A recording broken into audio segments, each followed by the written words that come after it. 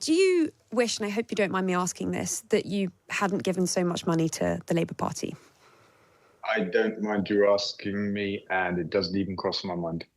Okay, so you're still very happy with your decision to have done that. And do you think that in light of the announcement on Heathrow, it might affect your decision to do something like that in the future? I wanted Labour to win the last election, and I stepped in with some funding to try and close the gap that's always there between Labour and the Conservatives. And for the first time ever, I think the Conservatives didn't outspend all the other parties put together, and we had a more fairly funded election. I can't regret that. And I'm not thinking about the future. I'm thinking about what's happening right now, the arguments being made for Heathrow, for example, and the negative impact that it's bound to have on our carbon budgeting. It's unavoidable. And on this question of the third runway that Rachel Reeves gave her backing to today, are you at all cheered by the £63 million that she's committed to putting into sustainable fuel? No. I mean, that's like a drop in the ocean. I want to say this. The very name, sustainable aviation fuel, is an oxymoron. If you look at it, and if you look at the numbers, we need all of Britain's farmland to make enough of this SAF, sustainable aviation fuel, just to power domestic flights. It's a simple fact that the world does not have enough farmland to grow enough crops to make enough fuel for current aviation, let alone if we allow aviation to continue to grow unconstrained. What do you think about the argument made by the Chancellor that a third runway at Heathrow would mean that instead of circling London, flights could land, and that because of that you might see less fuel being used? Do you think that's a credible argument?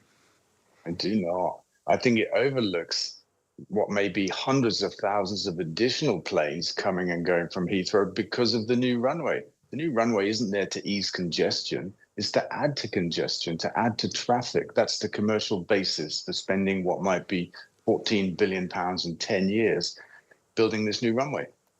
And when you listen to the Chancellor, are you at all sympathetic to the argument that she makes on growth, the idea that you can't improve people's living standards unless you get growth? Or do you think that actually, yes, you agree with growth, but it's the specific kind of growth that they shouldn't be pursuing? Yeah, I absolutely agree. We need growth. There are millions of people in our country that need lifting out of poverty or relative poverty. And it is the type of growth that I see the distinction in. This is the wrong kind of growth. It's growth in carbon emissions. The economic gains are small. They'll come with downsides, and they won't be sustainable. The actual big opportunity for growth, which your last guest mentioned, I think between you talked about where the big opportunities were. And I think we're all overlooking the EU.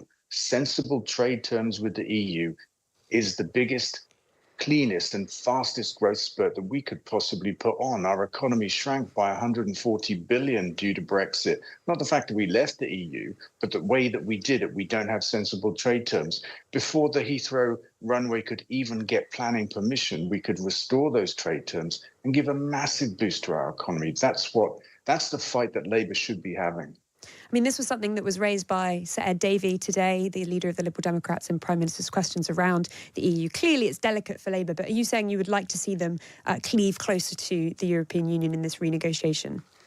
Well, I think Labour have already been bold, and Keir Starmer has talked about standing up to the NIMBYs in the countryside in respect to pylons for green energy projects and stuff like that. What I'm seeing is that Labour needs to stand up to the NIMBYs in the right-wing press, the people that the EU NIMBYs that are against Europe for completely illogical reasons, and make the case for sensible trade. We don't have to rejoin the EU.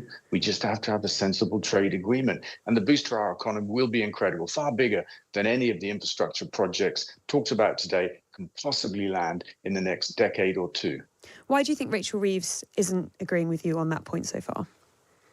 I haven't put this point to her, and I don't know if she is opposed to sensible trade terms with the EU.